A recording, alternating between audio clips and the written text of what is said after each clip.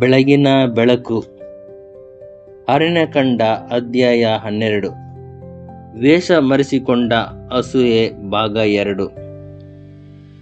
ಮಿರಿಯಮಳು ಆರೋನನ್ನು ಮಾಡಿದಂತೆ ಅಸೂಯೆಯು ಹೇಗೆ ಮತ್ತೊಂದು ದೂರಿನ ಹಿಂದೆ ಅಡಗಿಕೊಳ್ಳುತ್ತದೆ ಎಂಬುದನ್ನು ನಾವು ನಿನ್ನೆ ನೋಡಿದ್ದೆವು. ಯೆಹೋವನು ಅವರನ್ನು ಕೇಳಿದ ಅತ್ಯಂತ ತೀಕ್ಷ್ಣವಾದ ಪ್ರಶ್ನೆಯೊಂದಿಗೆ ನಾವು ನಿನ್ನೆ ಮುಕ್ತಾಯಗೊಳಿಸಿದೆವು. ಆ ಪ್ರಶ್ನೆಯು ಇಂದಿಗೂ ಪ್ರತಿಯೊಬ್ಬರ ಹೃದಯವನ್ನು ಶೋಧಿಸುತ್ತದೆ. ಯೆಹೋವನು, ಹಾಗಾದರೆ ನನ್ನ ಸೇವಕನಾದ ಮೋಶೆಗೆ ವಿರುದ್ಧವಾಗಿ ಮಾತನಾಡಲು ನಿಮಗೆ ಭಯವಾಗಲಿಲ್ಲವೇಕೆ ಎಂದು ಕೇಳಿದನು. ಅರಣ್ಯಕಾಂಡ 12ನೇ ಅಧ್ಯಾಯ 8ನೇ ವಚನದಲ್ಲಿ. ಆ ಪ್ರಶ್ನೆಯನ್ನು ನಮ್ಮನ್ನು ನಡುಗಿಸುವಂತೆ ಮಾಡಬೇಕು. ನಾವು ಒಬ್ಬ ಸಹೋದರ ಸಹೋದರಿ, ಹಿರಿಯರು, ಸೇವಕರು ಅಥವಾ ಹಿಂಡಿನ ಕೆಲಸಗಾರರ ಬಗ್ಗೆ ಮಾತನಾಡುವ ಮುನ್ನ ಮೊದಲಿಗೆ ನಮ್ಮನ್ನು ನಾವೇ ಹೀಗೆ ಕೇಳಿಕೊಳ್ಳಬೇಕು: ಇದು ಸತ್ಯವೇ? ಇದು ಅಗತ್ಯವೇ? ಇದನ್ನು ಪ್ರೀತಿಯಿಂದ ಮಾಡಲಾಗುತ್ತದೆಯೇ? ನಾನು ಅವರನ್ನು ಸರಿಪಡಿಸಲು ಬಯಸುತ್ತಿದ್ದೇನೆಯೋ ಅಥವಾ ನನ್ನೊಳಗಿನ ಕಹಿಯನ್ನು ಪೋಷಿಸುತ್ತಿದ್ದೇನೆಯೋ? ನಾನು ಮಾತನಾಡುತ್ತಿರುವುದು ಪ್ರಾಮಾಣಿಕ ಕಾಳಜಿಯಿಂದಲೋ ಅಥವಾ ಅಸೂಯೆಯಿಂದಲೋ? ಯೆಹೋವನು ಮಿರಿಯಮಳಿಗೆ ತೀರ್ಪು ನೀಡಿದಾಗ ಅವಳ ದೇಹದ ಮೇಲೆ ಒಂದು ಸ್ಪಷ್ಟವಾದ ಗುರುತು ಪ್ರತ್ಯಕ್ಷವಾಯಿತು. ಅರಣ್ಯಕಾಂಡ 12ನೇ ಅಧ್ಯಾಯ 10ರಲ್ಲಿ ಹೇಳುತ್ತದೆ: ಮಿರಿಯಮಳು ಹಿಮದಂತೆ ಬಿಳಿಯಾದ ಕುಷ್ಠರೋಗಿಯಾಗಿದ್ದಳು. ಅವಳ ಆಂತರಿಕ ಪಾಪವು ಬಾಹ್ಯವಾಗಿ ಕಾಣಿಸುವಂತಾಯಿತು. ಹೃದಯದಲ್ಲಿ ಅಡಗಿದ್ದ ಅಸೂಯೆಯು ದೇಹದ ಮೇಲೆ ಬಹಿರಂಗವಾದ ಅವಮಾನವಾಗಿ ಮೂಡಿಬಂತು. ಅವಳ ಮಾತುಗಳು ತನ್ನ ದೃಷ್ಟಿಯಲ್ಲಿ ಸಣ್ಣದಲ್ಲ ಎಂಬುದನ್ನು ಯೆಹೋವನು ಎಲ್ಲರಿಗೂ ತೋರಿಸಿಕೊಟ್ಟನು. ಈಗ ನಾವು ಇಂದು ನಮ್ಮ ಮೇಲೆ ಯಾವ ಬಾಹ್ಯ ಗುರುತು ಬರಬಹುದು ಎಂದು ಕೇಳಿಕೊಳ್ಳಬೇಕು. ಆದರೆ ಇಲ್ಲಿ ನಾವು ಜಾಗರೂಕರಾಗಿರಬೇಕು, ಏಕೆಂದರೆ ಪ್ರತಿಯೊಂದು ಅನಾರೋಗ್ಯ ಅಥವಾ ತೊಂದರೆಯು ಅಸೂಯೆಯಿಂದಲೇ ಉಂಟಾಗುತ್ತದೆ ಎಂದು ನಾವು ಹೇಳಬಾರದು. ಯೋಬನು ನೀತಿವಂತನಾಗಿದ್ದರೂ ಕಷ್ಟ ಅನುಭವಿಸಿದನು.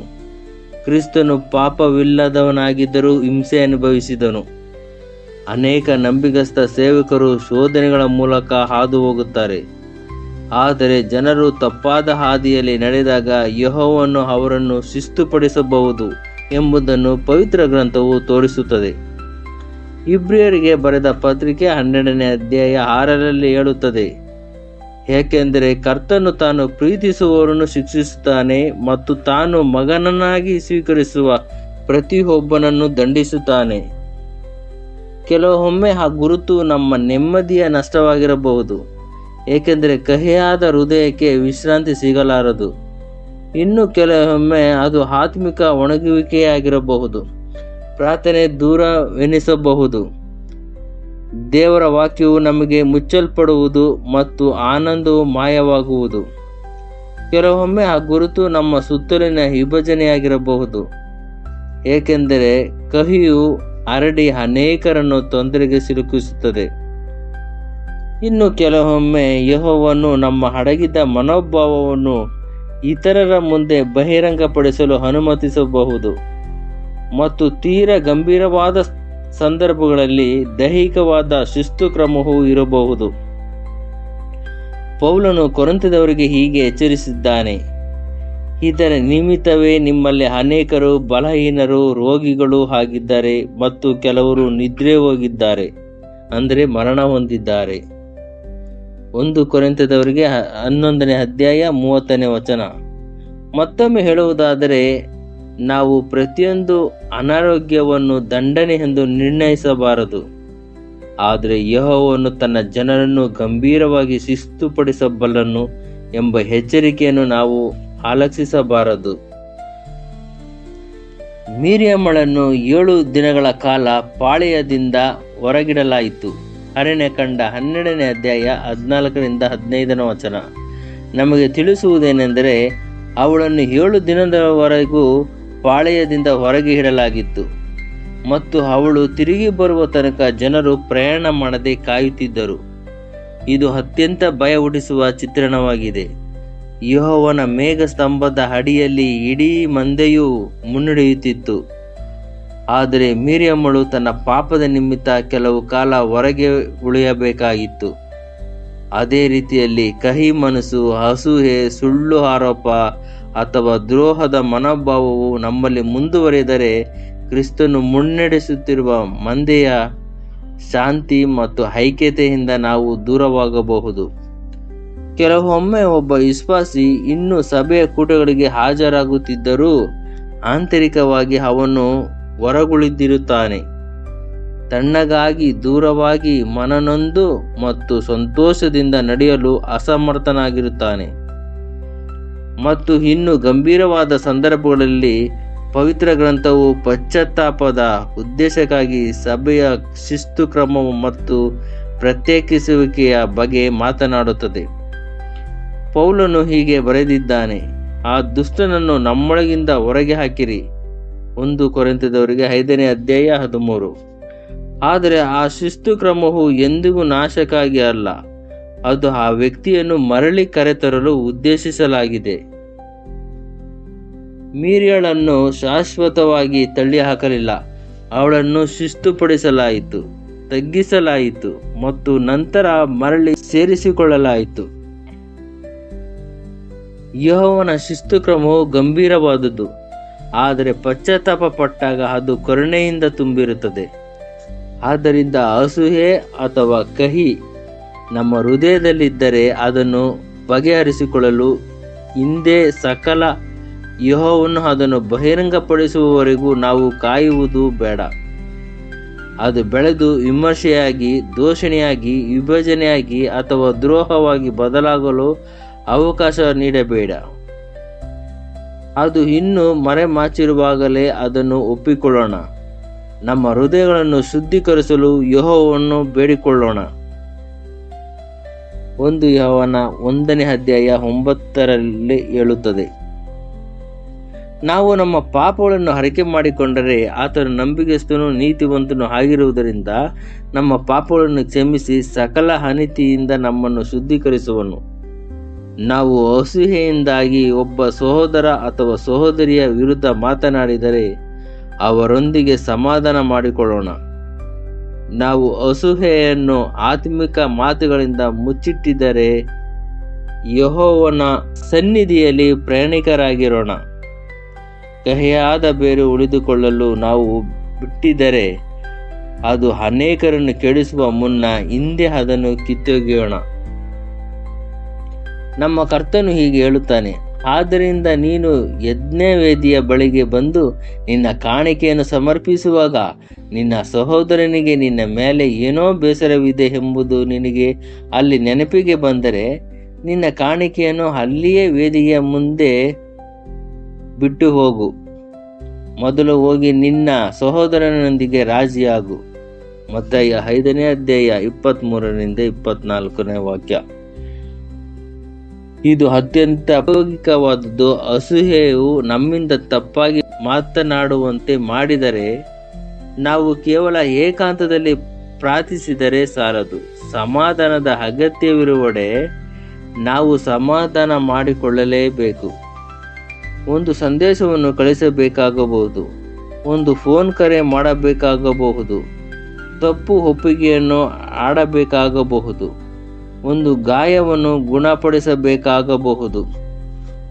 ಒಬ್ಬ ಸಹೋದರ ಅಥವಾ ಸಹೋದರಿ ನಮ್ಮಿಂದ ನನ್ನದು ತಪ್ಪಾಯಿತು ಎಂಬ ಮಾತನ್ನು ಕೇಳಬೇಕಾಗಬಹುದು. ಪೌಲನು ಹೇಳುತ್ತಾನೆ, ನಿಜವಾಗಿಯೂ ಪ್ರಶಸ್ತವಾದ ಸಮಯವೂ ಇದೆ, ಹಿಂದೆ ರಕ್ಷಣೆಯ ದಿನ. 2 ಕೊರಿಂಥದವರಿಗೆ 6ನೇ ಅಧ್ಯಾಯ 2ನೇ ವಾಕ್ಯ. ಅರಿಕೆ ಮಾಡಿಕೊಳ್ಳಲು ಹಿಂದೆ ಈ ದಿನ, ಕಹಿಯನ್ನು ತೊಡೆದು ಹಾಕಲು ಹಿಂದೆ ಈ ದಿನ, ಸಮಾಧಾನ ಮಾಡಿಕೊಳ್ಳಲು ಹಿಂದೆ ಈ ದಿನ, ಮತ್ತೊಂದು ದೂರಿನ ಹಿಂದೆ ಅಸೂಯೆಯನ್ನು ಮರೆಮಾಚುವುದನ್ನು ನಿಲ್ಲಿಸಲು ಹಿಂದೆ ಈ ದಿನ. ನಾವು ಮಿರಿಯಮಳಿಂದ ಮತ್ತು ಆರೋನನಿಂದ ಉತ್ತಮ ಪಾಠವನ್ನು ಕಲಿಯೋಣ. ಯೆಹೋವನು ವಿಭಿನ್ನ ಸದಸ್ಯರನ್ನು ವಿಭಿನ್ನ ರೀತಿಯಲ್ಲಿ ಆಶೀರ್ವದಿಸುತ್ತಾನೆ. ಒಬ್ಬನನ್ನು ಪ್ರಸಂಗ ಮಾಡಲು ಬಳಸಿಕೊಳ್ಳಬಹುದು, ಒಬ್ಬನನ್ನು ಮೌನವಾಗಿ ಸೇವೆ ಮಾಡಲು ಬಳಸಿಕೊಳ್ಳಬಹುದು, ಒಬ್ಬನಿಗೆ ಜ್ಞಾನವನ್ನು ನೀಡಬಹುದು, ಒಬ್ಬನಿಗೆ ಅತಿಥಿ ಸತ್ಕಾರದ ಕೃಪೆಯನ್ನು ನೋಡಬಹುದು, ಒಬ್ಬನಿಗೆ ಧೈರ್ಯವನ್ನು ನೀಡಬಹುದು, ಮತ್ತೊಬ್ಬನಿಗೆ ಪ್ರಾರ್ಥನಾಶೀಲತೆಯನ್ನು ನೀಡಬಹುದು, ಇನ್ನೊಬ್ಬನಿಗೆ ನಾಯಕತ್ವವನ್ನು ನೀಡಬಹುದು, ಮತ್ತೊಬ್ಬನಿಗೆ ಇತರನ್ನು ಬಲಪಡಿಸುವಂಥ ಶ್ರಮಗಳ ಹಾದಿಯನ್ನು ನೀಡಬಹುದು. ಶರೀರದಲ್ಲಿ ಅನೇಕ ಅವಯವಗಳಿವೆ, ಆದರೆ ಒಬ್ಬನೇ ದೇವರು ಅವೆಲ್ಲವುಗಳಲ್ಲಿ ಕಾರ್ಯ ಸಾಧಿಸುತ್ತಾನೆ. 1 ಕೊರಿಂಥದವರಿಗೆ 12ನೇ ಅಧ್ಯಾಯ 18ರಲ್ಲಿ ಹೇಳುತ್ತದೆ. ಆದರೆ ದೇವರು ತನ್ನ ಇಷ್ಟದಂತೆ ಅವಯವಗಳಲ್ಲಿ ಪ್ರತಿಯೊಂದನ್ನು ಶರೀರದಲ್ಲಿ ಜೋಡಿಸಿದ್ದಾನೆ. ಯೆಹೋವನು ಒಬ್ಬ ಸಹೋದರನಾಗಲಿ ಅಥವಾ ಸಹೋದರಿಯನ್ನಾಗಲಿ ಒಂದು ನಿರ್ದಿಷ್ಟ ಸೇವೆಯಲ್ಲಿ ಇರಿಸಿದರೆ ನಾವು ಅಸೂಯೆ ಪಡಬಾರದು, ನಾವು ಆನಂದಿಸೋಣ. ಅವರ ಆಶೀರ್ವಾದವು ನಮ್ಮ ಆಶೀರ್ವಾದವನ್ನು ಕಡಿಮೆ ಮಾಡುವುದಿಲ್ಲ, ಅವರ ಕರೆಯು ನಮ್ಮ ಕರೆಯನ್ನು ರದ್ದುಗೊಳಿಸುವುದಿಲ್ಲ, ಅವರ ಸೇವೆಯು ನಮ್ಮ ಸೇವೆಯನ್ನು ನಿಷ್ಪ್ರಯೋಜನಕವಾಗಿಸುವುದಿಲ್ಲ. ಆದುದರಿಂದ ನಾವು ಯೆಹೋವನಿಗೆ ಶುದ್ಧ ಹೃದಯಕ್ಕಾಗಿ ಬೇಡಿಕೊಳ್ಳೋಣ, ಆತನ ಅಭಿಷಕ್ತರನ್ನು ಗೌರವಿಸೋಣ. ನಾವು ಜಾಗ್ರತೆಯಿಂದ ಮಾತನಾಡೋಣ, ನಾವು ಕೇವಲ ಪ್ರೀತಿಯಿಂದ ತಿದ್ದೋಣವೇ ಹೊರತು ಎಂದಿಗೂ ಕಹಿಯಿಂದ ಅಲ್ಲ. ಇತರರನ್ನು ಯೆಹೋವನು ಬಳಸಿಕೊಳ್ಳುವಾಗ ನಾವು ಸಂತೋಷ ಪಡೋಣ. ಅಸೂಯೆಯು ಹೃದಯದ ಕುಷ್ಠರೋಗವಾಗಿ ಬದಲಾಗುವ ಮುನ್ನವೇ ಅದನ್ನು ತೊಡೆದು ಹಾಕೋಣ. ಮಿರ್ಯಾಮಳ ಚರ್ಮವು ಹಿಮದಂತೆ ಬಿಳಿಯಾಯಿತು ಮತ್ತು ಇಡೀ ಪಾಳೆಯವು ಅದನ್ನು ನೋಡಿತು. ನಮ್ಮ ಅಡಗಿದ ಕಹಿಯು ಬಹಿರಂಗ ಅವಮಾನವಾಗಿ ಬದಲಾಗುವ ಮುನ್ನವೇ ಯೆಹೋವನು ನಮಗೆ ಸಹಾಯ ಮಾಡಲಿ. ಇಂದು ನಾವು ಹರಕೆ ಮಾಡಿಕೊಳ್ಳೋಣ, ಇಂದು ಕ್ಷಮಿಸೋಣ, ಇಂದು ಸಮಾಧಾನ ಮಾಡಿಕೊಳ್ಳೋಣ ಮತ್ತು ಕ್ರಿಸ್ತನು ಮುನ್ನಡೆಸುತ್ತಿರುವ ಮಂದೆಗೆ ಸಂಪೂರ್ಣವಾಗಿ ಮರಳೋಣ. ಇದರೊಂದಿಗೆ ಅರಣ್ಯಕಾಂಡ 12ನೇ ಅಧ್ಯಾಯದ ನಮ್ಮ ಅಧ್ಯಯನವು ಮುಕ್ತಾಯಗೊಳ್ಳುತ್ತದೆ. ಯೆಹೋವನ ಚಿತ್ತವಿದ್ದರೆ ನಾವು ನಾಳೆ ಒಂದು ಹೊಸ ಪಾಠವನ್ನು ಕಲಿಯಲು ಹೆಜ್ಜೆ ಇಡೋಣ. ಪ್ರಾರ್ಥನೆ. ಓ ಯೆಹೋವನೇ, ನಮ್ಮ ತಂದೆಯೇ, ನಮ್ಮ ಹೃದಯಗಳನ್ನು ಶೋಧಿಸು ಮತ್ತು ನಮ್ಮೊಳಗೆ ಅಡಗಿರುವ ಯಾವುದೇ ಅಸೂಯೆ, ಕಹಿ ಅಥವಾ ಸ್ವಾರ್ಥಚ್ಛೆಯನ್ನು ನಮ್ಮಿಂದ ತೊರೆದು ಹಾಕು.